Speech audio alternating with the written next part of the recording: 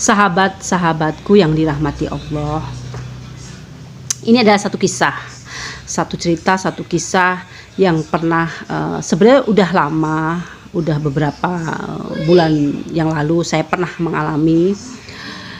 Datang dari sahabat saya, sahabat masa kecil saya, waktu kita sama-sama duduk di sekolahan.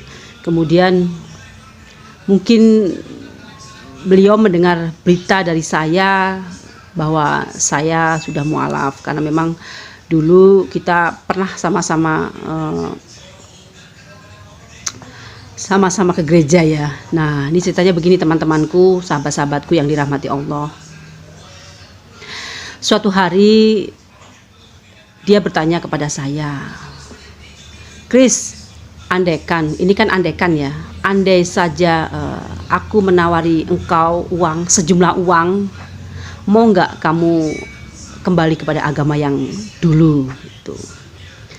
Pertanyaan ini cukup membuat saya kaget, dan saya rasa bahwa dia bertanya kepada saya tanpa tedeng aling-aling. Kata orang Jawa ini tanpa tedeng aling-aling, jadi tanpa merasa bersalah atau dengan cueknya gitu ya. Mau nggak kamu kembali ke agama yang sebelumnya, saya kasih uang, sejumlah uang. Lalu saya bertanya, emang kamu punya uang banyak? Saya bilang gitu kan. Ada, katanya gitu kan. Oke, saya mau tanya, memangnya kamu mau kasih berapa sama saya? Saya tanya seperti itu ya. Lalu sahabat saya ini menyebutkan nominal, kalau aku kasih kamu 500 juta gimana? Saya sempat kaget, banyak uang juga ya kamu, saya bilang gitu kan.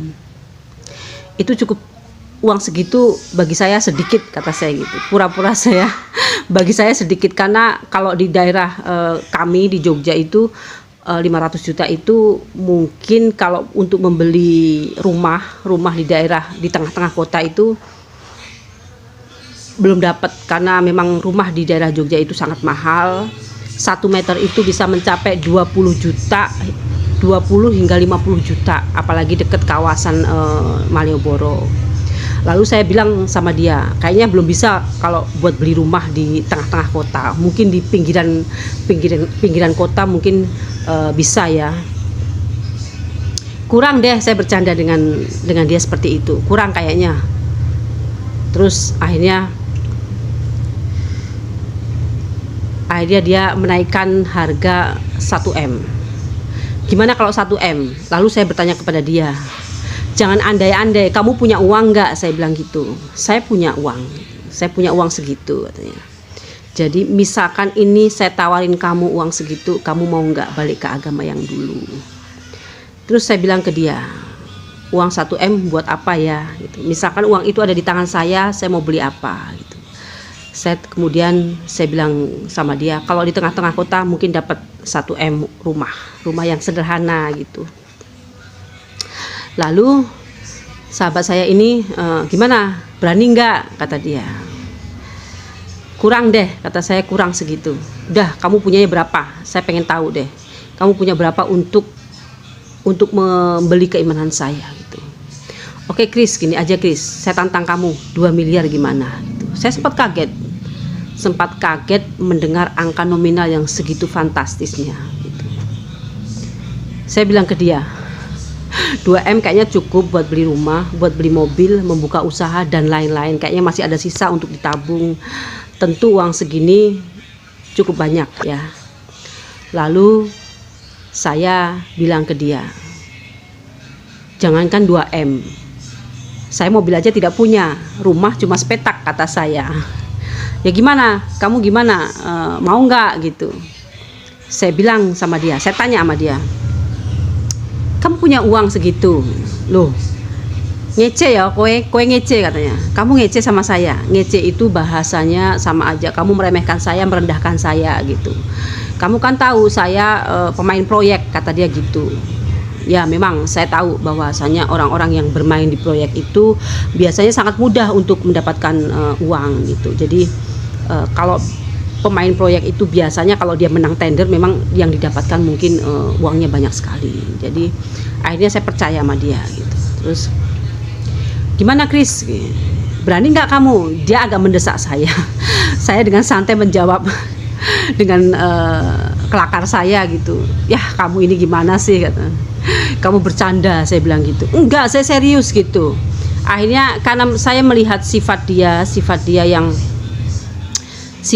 yang memang dari kita sekolah gitu, dia orangnya serius, jarang bercanda, jarang tertawa bahkan orangnya gitu. Saya akhirnya mungkin dia benar gitu.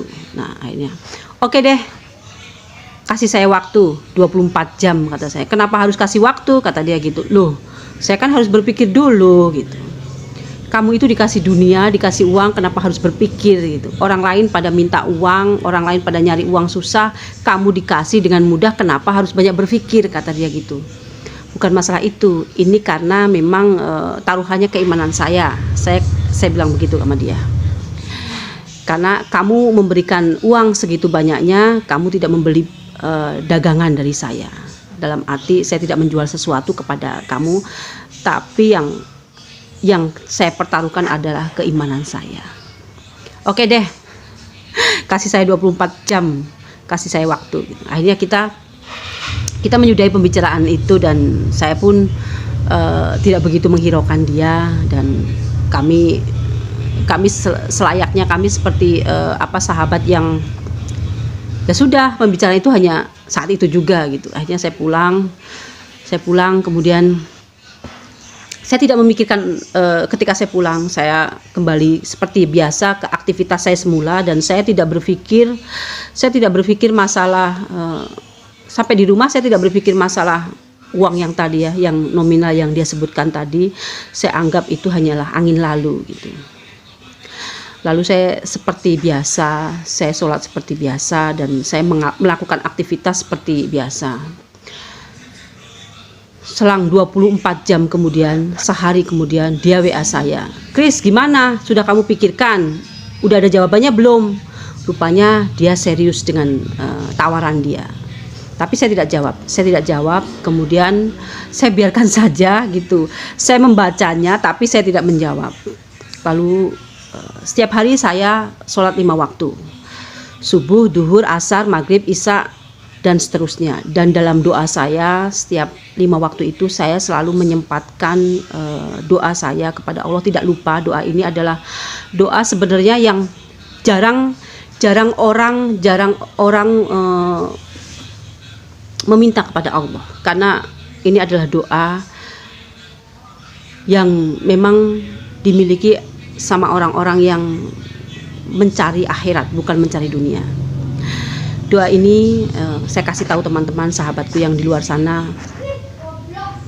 Ya Allah, jangan kau condongkan hati ini ke dalam kesesatan setelah engkau memberikan petunjuk kepada kami.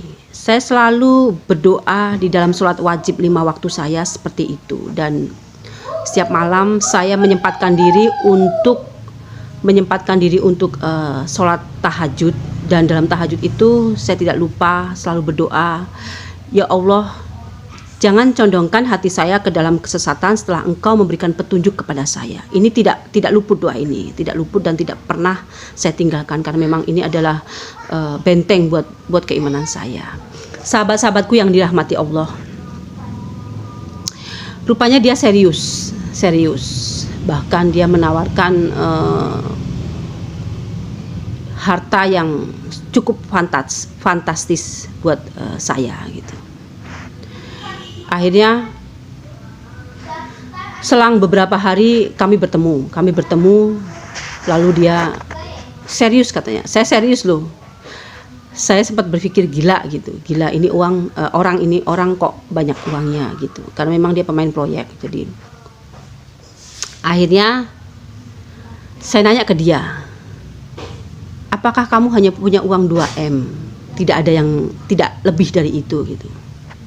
Loh, masih kurang. Uang segitu masih kurang, Kris, katanya. Uang segitu banyak sih, banyak sekali. Tapi dengar jawaban saya gitu.